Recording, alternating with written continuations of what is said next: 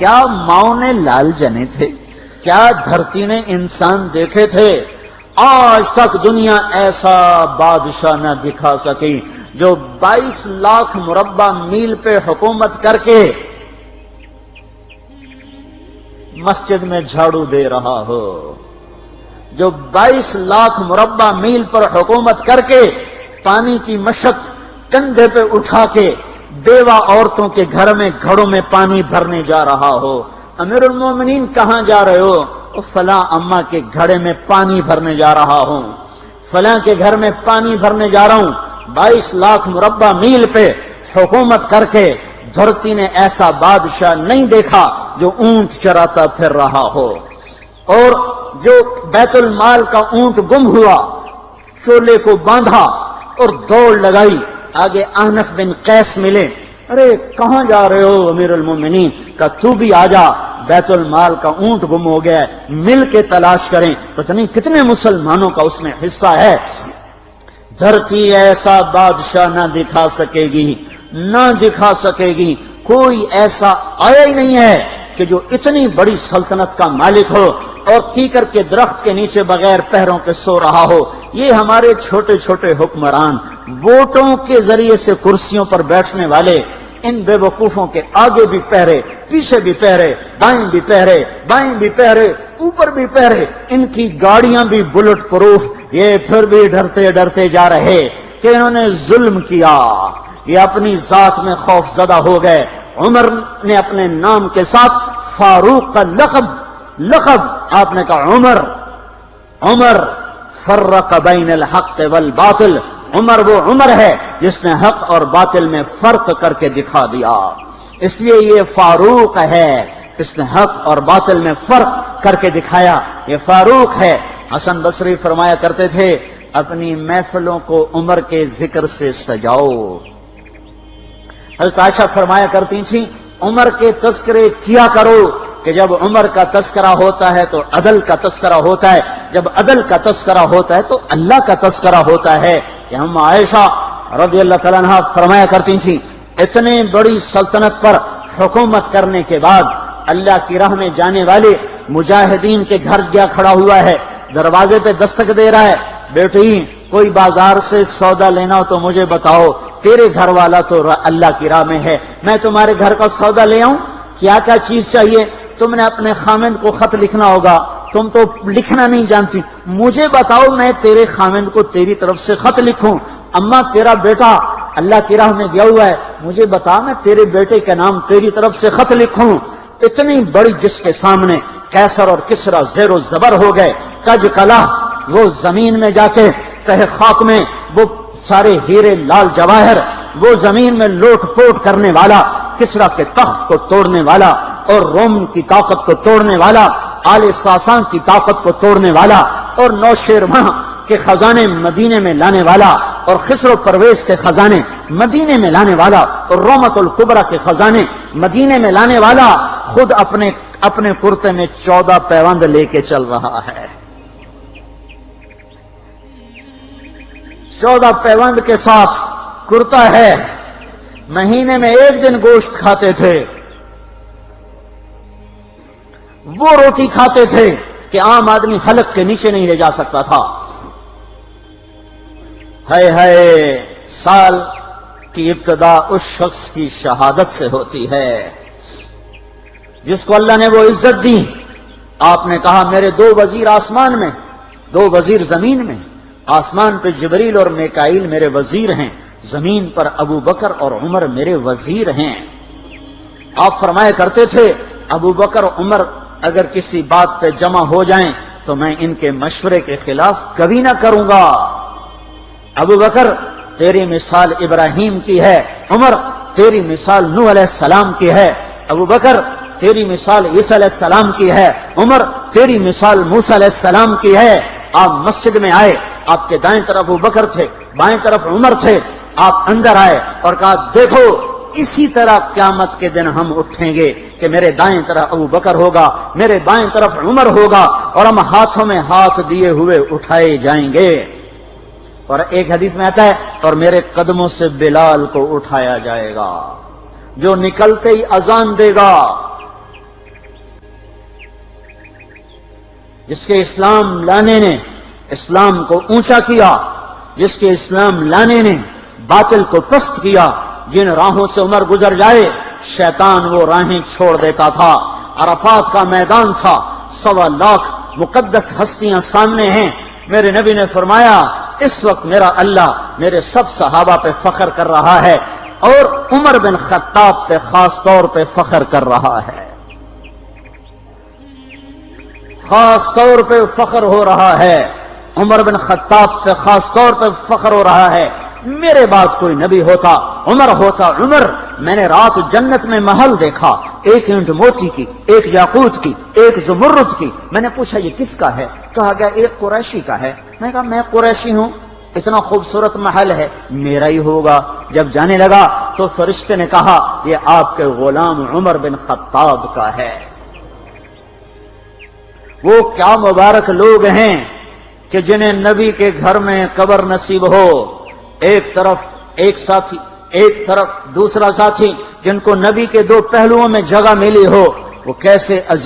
وہ کیسی عظیم ہستیاں اتنی بڑی سلطنت کا مالک اور اتنے بڑے عدل کی نشانی بن کر مدینے میں مسجد میں بیٹھے رو رہے ہیں۔ امیر المومنین کیوں رو رہے ہو؟ کہا دجلہ کے کنارے کتا بھی پیاسا مر گیا تو پوچھ تو عمر کی ہوگی، فرات کے کنارے کتا بھی پیاسا مر گیا تو پوچھ تو عمر کی ہوگی۔ راتوں کو پہرے دیے جا رہے ہیں، راتوں کو خبرگیری کی جا رہی ہے۔ مدینے کے باہر ایک خیمہ ملتا ہے، چند بچے ملتے ہیں جو رو رہے ہیں۔ ایک عورت ہانڈی چڑھا کے ڈوئی پھیر رہی ہے۔ پوچھتے ہیں بہن یہ بچے کیوں رو رہے ہیں؟ کہ یہ بھوک سے رو رہے ہیں۔ ہانڈی میں کیا ہے؟ پانی، کچھ بھی نہیں۔ کیوں چڑھایا ہوا ہے؟ بہلانے کے لیے۔ سو جائیں گے روتے روتے، میرا اور عمر کا اللہ کے ہاں فیصلہ ہوگا۔ تو عمر کی ہچکیاں بن گئیں کہ عمر کو بہن تیرے حال کی کیا خبر؟ کہ پھر ہمارا بادشاہ کیوں بنا ہے؟ اگر ہمارے حال کی خبر نہیں لیتا تو ہمارا خلیفہ کیوں بنا ہے؟ پر لگ گئے، بیت المال سے سامان نکالا، بوری بھری، سر پہ اٹھائی، کمر پہ اٹھائی۔ غلام اسلم نے کہا میں اٹھاؤں؟ کہ قیامت کے دن بھی میرا وزن تو اٹھائے گا۔ اسی طرح بھاگے ہوئے آئے، پنیر نکالا، آٹا نکالا، گھی نکالا، شہد نکالا، ڈال کے ہانڈی میں نیچے آگ، خود دھواں، گیلی لکڑیوں میں پھونکے مار مار مار آگ جلائی، حلوہ تیار کیا، پھر پلیٹوں میں ڈال ڈال کے بچوں کو کھلایا۔ وہ عورت کہنے لگی کاش عمر کی بجائے تو خلیفہ ہوتا۔ تو یہ نہیں کہا کہ میں ہی عمر ہوں، میں ہی عمر ہوں۔ فرمایا جب کل تو امیر المومنین سے ملے گی تو مجھے بھی وہیں دیکھ لے گی، مجھے بھی وہیں پا لے گی۔ پھر وہاں بیٹھ کے دیکھتے رہے، اٹھ کے چل دیے۔ بچے ہنسنے لگے، کھیلنے لگے تو اپنے غلام سے فرمایا میں نے انہیں روتا دیکھا تھا، میرا جی چاہا میں انہیں ہنستا بھی دیکھوں۔ 22 لاکھ مربع میل پہ اسلام پھیلا کر حکومت اس سے بھی بڑے علاقے میں لوگوں نے کی۔ چنگیز نے اس سے زیادہ فتوحات کی، محمود غزنوی نے اس سے زیادہ کی، سکندر تیمور نے اس سے زیادہ کی۔ پر فتوحات کر کے یوں خدمت کر رہا ہو، پانی بھر رہا ہو، اونٹ چرا رہا ہو، امامت کرا رہا ہو، 14 پیوند لگے کپڑوں کے ساتھ خلافت کے تخت پر بیٹھا ہوا ہو، یہ دھرتی میں پھر کوئی نہیں آئے گا۔ ہے نماز میں خنجر لگا، نماز پڑھاتے ہوئے 27 ذوالحج، 27، 28، 29 یکم کو انتقال ہوا۔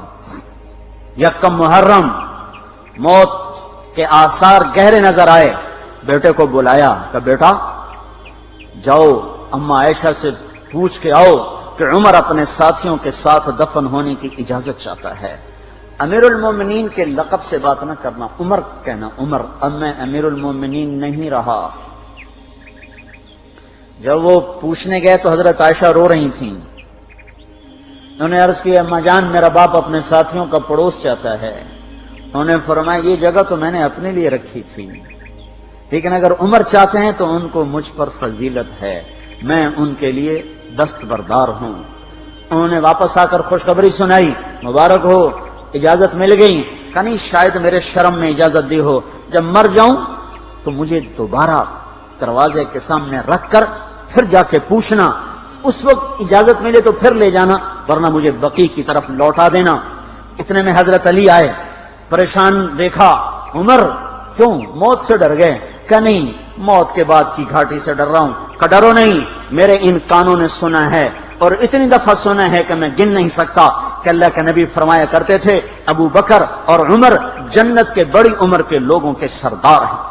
آپ نے فرمایا تو اس بات کی گواہی دے گا؟ کہ میں بھی دوں گا، میرا بیٹا حسن بھی دے گا۔ امام حسن بھی ساتھ تھے۔ کہ میں بھی دوں گا، میرا بیٹا حسن بھی گواہی دے گا۔ پھر بھی ہے جو جنت کی بشارتیں لیے ہوئے ہیں، 10 مبشرہ، ابو بکر جنتی، عمر جنتی، عثمان جنتی، علی جنتی، طلحہ جنتی، زبیر جنتی، ابو عبد الرحمن بن عوف جنتی، ابو عبیدہ بن جراح جنتی، سعید بن زید جنتی۔ آپ نے نام لے کر گنے، نام لے کر گن کر کہا، سنو ابو بکر جنتی ہے، عمر جنتی ہے، عثمان جنتی ہے، علی جنتی ہے، طلحہ جنتی ہے، زبیر جنتی ہے، سعد بن ابی وقاص جنتی ہے، عبد الرحمن بن عوف جنتی ہے، ابو عبیدہ بن جراح جنتی ہے، سعید بن زید جنتی ہے۔ میں ان سے راضی ہوں، لوگوں ان کا حق پہچانو، میں ان سے راضی ہوں، میں ان سے راضی ہوں۔ پھر آپ نے فرمایا اگر تم نے ان کے بارے میں کسی ایک کے بارے میں بھی دل میں بغض لے کر مر گئے، اور تم نے اتنی بندگی کی تھی کہ سوکھ کے کانٹا ہو گئے تھے، روزے اتنے رکھے تھے کہ پیٹ کمر کو لگ گیا تھا، سجدے اتنے کیے تھے کہ تمہارے ماتھے اور گھٹنوں پر پتھروں جیسے نشان پڑ گئے تھے، اتنا کچھ کر کے ان 10 میں سے کسی ایک کا بغض لے کر اگر تم مر گئے تو اللہ تمہیں منہ کے بل جہنم میں گرا دے گا۔ لوگوں میں ان سے راضی ہوں، ان کا حق پہچانو، جن کو اللہ بھی رضا کے پروانے دے رہا ہو، جن کو اللہ کا رسول رضا کے پروانے دے رہا ہو، جن کو وزارت کا شرف مل چکا ہو، نبی کے پہلو میں قبر جن کی بننے کا اعلان ہو چکا ہو، وہ موت پر کیا کہہ رہا ہے؟ موت پہ کیا کہہ رہا ہے؟ اپنے بیٹے سے کہا میرا سر زمین پہ ڈال دے۔ ان کی گود میں سر تھا عبداللہ بن عمر، تو انہوں نے گود سے ہٹا کر پنڈلی پہ رکھ لیا، یہاں رکھ لیا۔ چلے گئے، کیا کہہ رہا ہوں سنتے نہیں ہو، زمین پہ ڈال دو۔ تو انہوں نے زمین پہ ڈالا تو اپنے چہرے کو مٹی میں رکھ دیا اور ایسے ملنے لگے اور کہنے لگے، اے میرے رب، اگر تو نے عمر کو معاف نہ کیا تو عمر ہلاک ہو جائے۔ ویل لک یا عمر ولامک ان لم یغفر لک ربک، عمر تیری ہلاکت ہے اگر تیرے رب نے تجھے معاف نہ کیا۔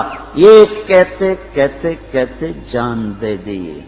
22 لاکھ مربع میل میں اسلام کو زندہ کرنے والا، این حالت نماز میں زخم کھا کے گرنے والا، مطلوب مصطفیٰ، وزیر مصطفیٰ، جنت کی خوشخبریاں لے کر پھر موت پر یوں کہہ رہا ہو، اے اللہ تو نے معاف نہ کیا تو میرا کیا بنے گا؟ کیا بے طلبی ہے۔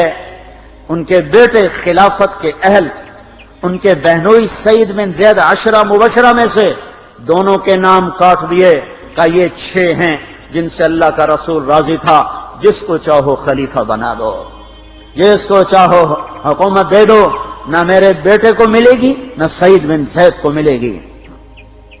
کسی نے کہا شوشہ چھوڑا، آپ کا بیٹا بھی تو بہت قابل ہے، اسی کو بنا دیں۔